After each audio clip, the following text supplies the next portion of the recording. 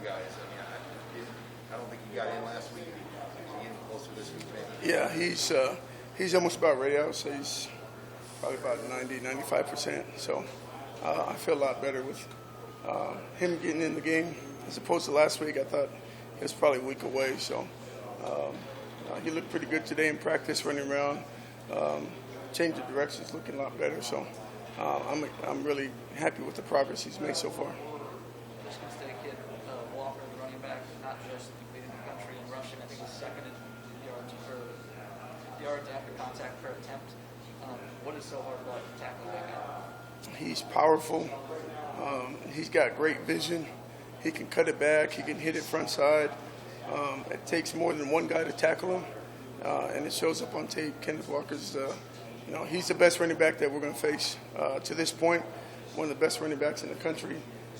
Nearly averages a first down every time he touches the football. So he's definitely got our attention. The offense goes through him, and we got a great challenge ahead of us. Damien said yesterday that when a team runs the ball as much as Michigan State does, he likes this kind of thing, especially the way they run it right at you. How does that feeling that exists within the room at large? They like that when they're just going to line up and go.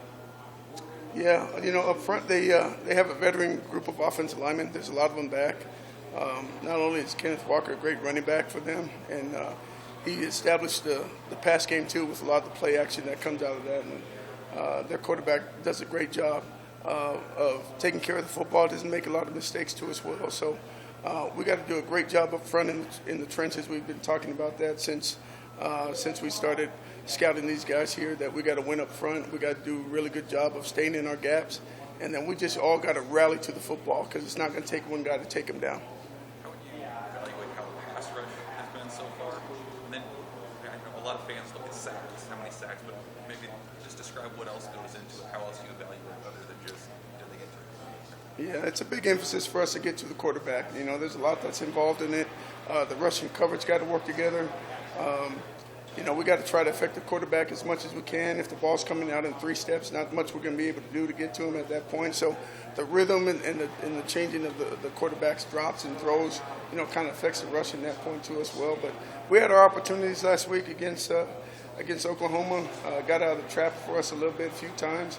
But, that's something that's definitely an area of improvement for us. We got to do a great job of knowing for the edge rushers, the inside guys, and make sure that we squeeze the pocket there so he can escape. So that's one of the things that we're definitely trying to improve this week. If it's not a sack, how else do you, evaluate if it was a successful pass rush? Yeah, just pressure. We talk about affecting the quarterback, which is getting our hands up in the windows, batting the ball down, making the quarterback throw sooner than he wants to, disrupting the timing, trying to always, get to a point where we can squeeze the pocket where the quarterback's throwing the football out of the well, so there's a lot of air under it, so our guys get a chance to get an interception. So it's a lot of different ways that we can affect the pass game in more ways than just getting a sack. Rattler was really good at extending plays. What is Peyton Thorne, Michigan State, what does he do? Same thing. He's very smart. It's really accurate. I think he's about almost 65-70% in terms of his completion rating.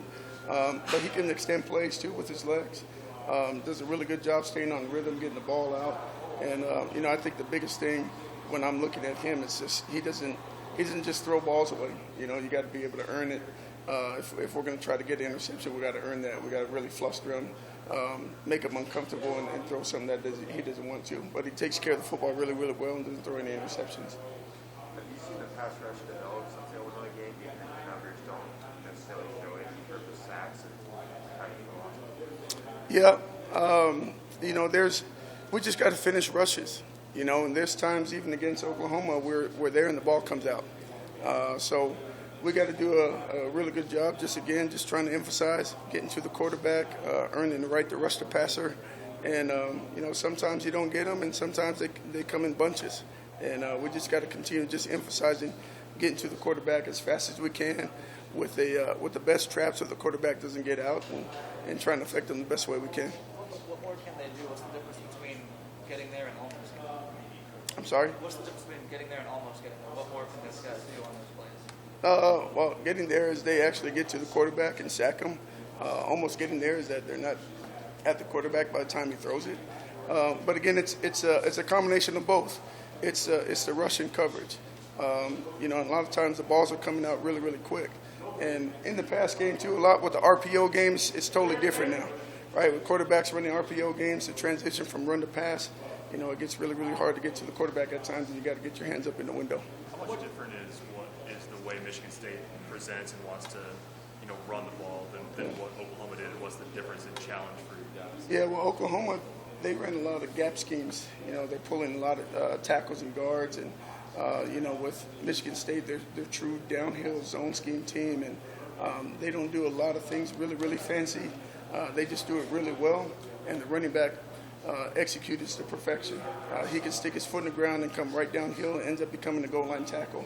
So if there's any space between whoever's the leverage player and the last man in the line of scrimmage, he's going to be able to hit that and break through the tackle and gain some extra yards. So we got to do a really good job of making sure there's no space and rally to the football. How much five-step drop have you really seen since the first half in Illinois? It feels like that's when you guys got all your damage, and nobody's really done it. Yeah, and then after the Illinois game, you know, the next quarterback came in, everything was fast, quick and out. You know, and then we played Fordham and Buffalo. The balls are coming really, really fast out. You know, we had our opportunities with Oklahoma, but still, same thing. The ball's coming out, or they're dropping super deep and getting the ball out. You know, I think there's one thing when I look back and look at the Oklahoma game. There were several third and long opportunities where we affected quarterback, and you know, they somehow made the play and we didn't. And you know, I think our guys know that, you know, we're close, but you know, we just got to continue to work to get better and try to improve in that area. I feel like you guys relish the challenge now of 4 straight weeks of, I know you're focused on this week, but just your last 8 or Big Ten, you got 4 weeks in a row here of Big Ten play. Yeah, I'm excited. I'm really excited for this week. I can't wait to see our guys play against this team. It's a big challenge for us up front with this run game. You know, I think our guys got a little chip on the shoulder from last week. And, you know, I felt even from last week we left plays on the field that if we would have finished it the right way, we'd have a different feeling. And, you know, that's one of the things that I want our guys just to continue to be hungry about, especially with this challenge. The Big Ten play every week is tough. And, you know, the best team that shows up that day is going to win. Records don't matter to me.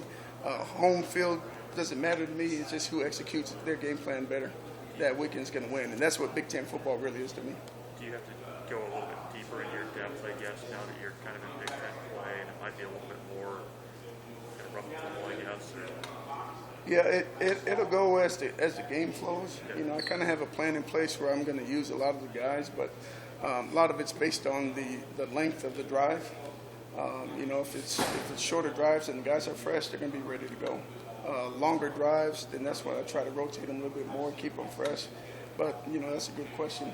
You know, in terms of just using our depth to our advantage. But now having Casey and Feast back, you know, I feel like we got all 7 guys that can play for us. So I'm looking forward to that. You haven't really had many, maybe 81 against Buffalo. Is that the most snaps you played defensively? I mean, it's been relatively manageable in terms of the number per game.